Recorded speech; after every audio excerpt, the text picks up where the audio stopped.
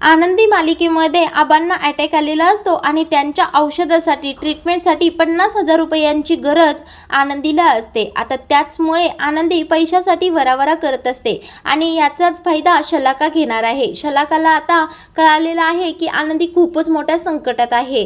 आता इकडे आनंदीला शलाका पैसे ऑफर करणार आहे। तर पुढील भागामध्ये आपल्याला असं पाहायला मिळणार आहे की आनंदी शलाकाकडून पैशाची मदत घेणार आहे आणि आनंदी आणि शलाका या दोघी काय बोलतात किंवा आनंदी पैसे घेत आहे हे सगळं शलाका रेकॉर्डिंग करणार आहे।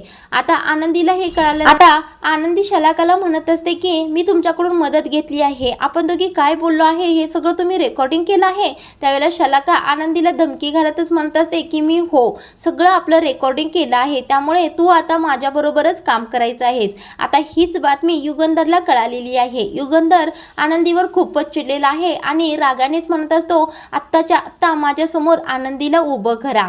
आता आनंदी युगंधरला नेमकं काय उत्तर देणार आहे आणि आता आनंदी नवीन एका संकटामध्ये अडकणार आहे।